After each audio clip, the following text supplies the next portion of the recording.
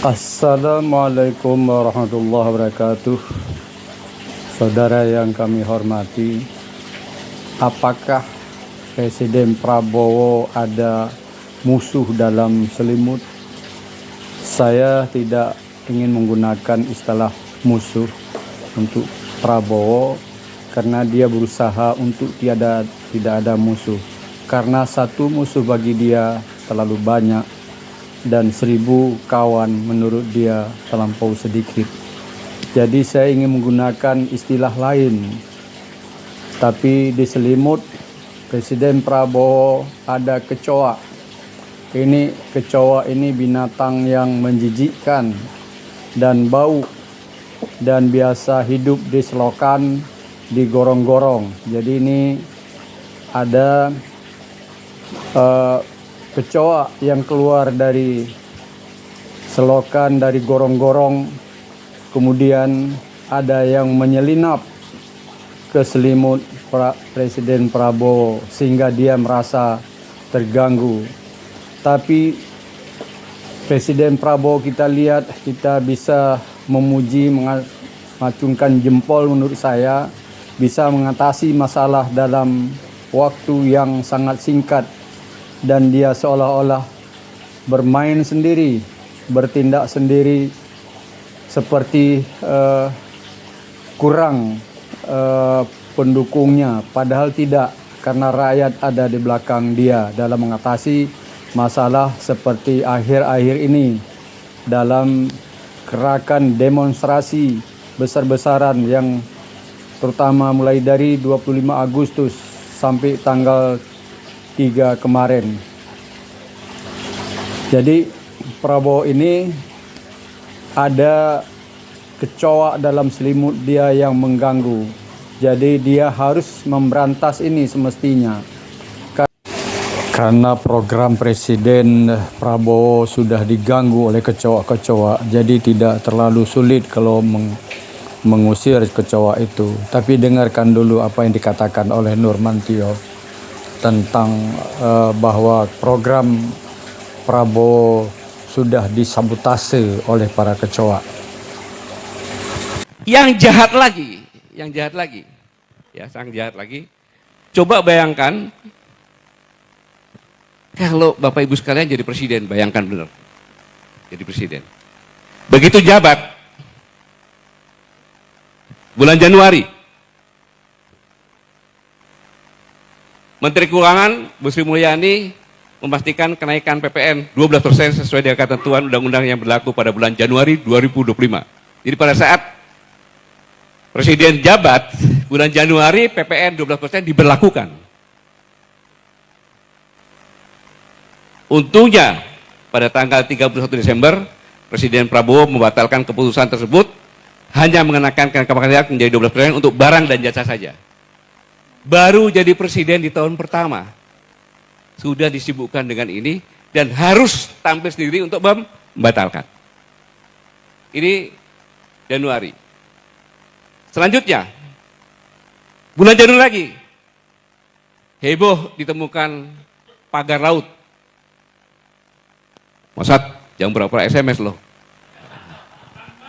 di Tangerang. Pada saat itu presiden merintahkan bongkar. Tetapi Menteri KKP bilang jangan dibongkar, melarang. Karena untuk barang bukti, insubordinasi dari menterinya. Belum 1 bulan di bulan Januari, sudah terjadi seperti ini. 2.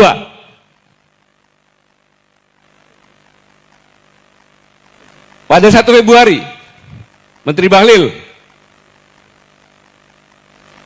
tentang gas melon. Pakai antri-antri, kemudian ada yang sampai meninggal. Baru 2 bulan udah 3 perkara nih. Dan kebijakan Bahlil dibatalkan oleh Presiden. Yang keberapa itu? 3 ya? Masih bulan Februari lagi. Heboh, bensin oplosan. Ini kalau terlambat diketahui, mesin-mesin motor masyarakat kecil itu rusak. Akhirnya berbondong-bondong isi bahan bakar di Shell. Sebelum saya lanjutkan, saya menduga ini adalah sabotase struktural. Disabotase yang dilakukan oleh struktural pemerintahan sendiri. Saya menduga itu. Boleh saya menduga seperti itu. Kalau itu panggil saya sebagai yang menyampaikan ini. Sabotase struktural yang dilakukan oleh pemerintah kepada presiden. Hasilnya nanti saya kasih lihat hasilnya. Sampai Kejaksaan Agung menangkap beberapa dari Pertamina. Februari sudah, sekarang bulan Maret. Menpan RB mengumumkan penundaan pengangkatan calon pegawai negeri sipil dan PPK. Jadi ribut.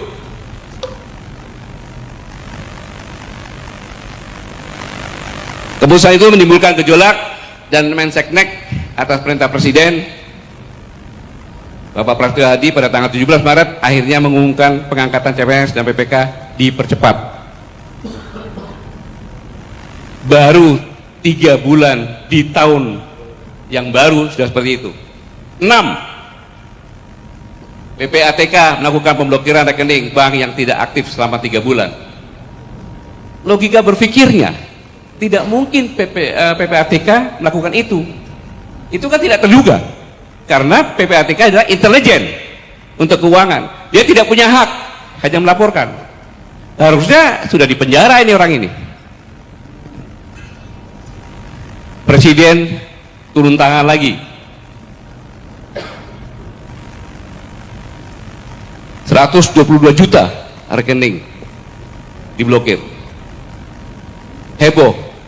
Kalau seandainya tidak diatasi, bayangkan seandainya 122 juta ini antri di bank dan narik rekeningnya.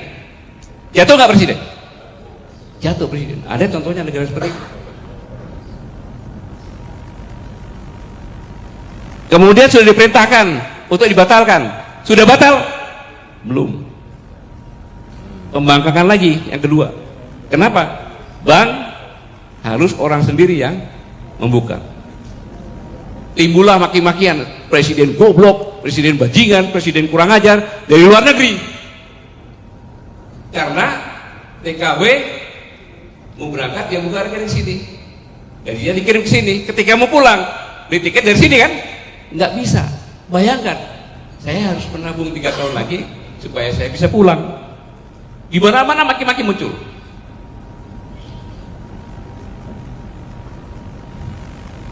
Itu kelakuan PPATK. Selanjutnya muncul pemerintah sedang merampas uang rakyat. Negara menghambat akses rakyat terhadap hak keuangannya. Tujuannya melegitimasi kepemimpinan Presiden Prabowo.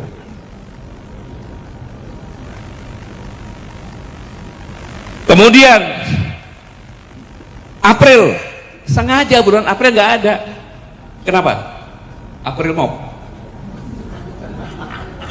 Sengaja dibuat nggak ada itu. Inilah desain. Nggak ada.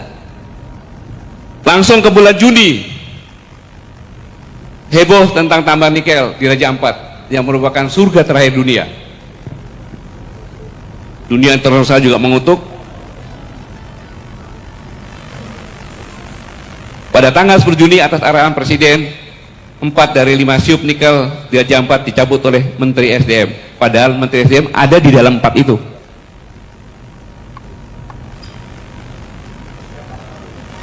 Ya.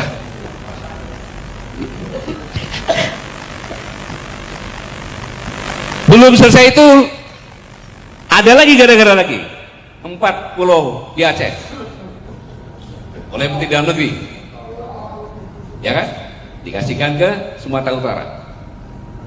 Udah meningkat kepada kemungkinan disintegrasi bangsa. Siapa yang jelek? Presiden lagi. Mereka ini hebat mendesain ini.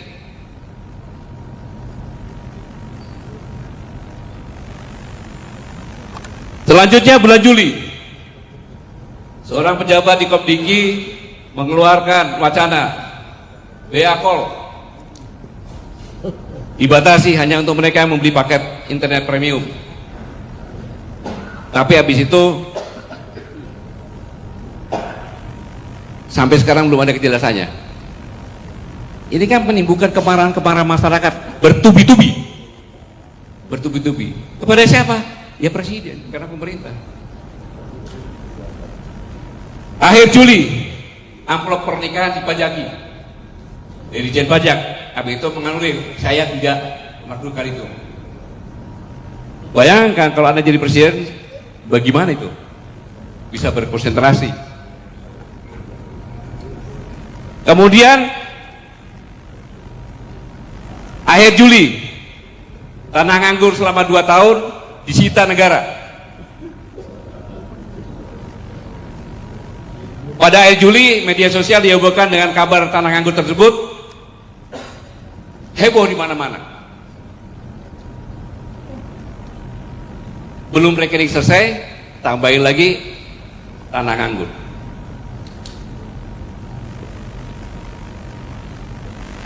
Akhirnya muncul di media sosial, rekening nganggur 3 bulan diblokir, tanah nganggur selama 2 tahun disita negara. Kami nganggur bertahun-tahun, pemerintah tak peduli.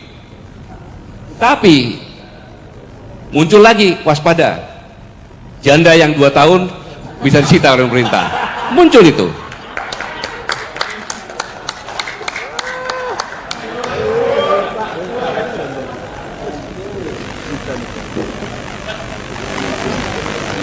Habis itu menterinya menanggapi semuanya, memangnya mbahmu bisa bikin tanah?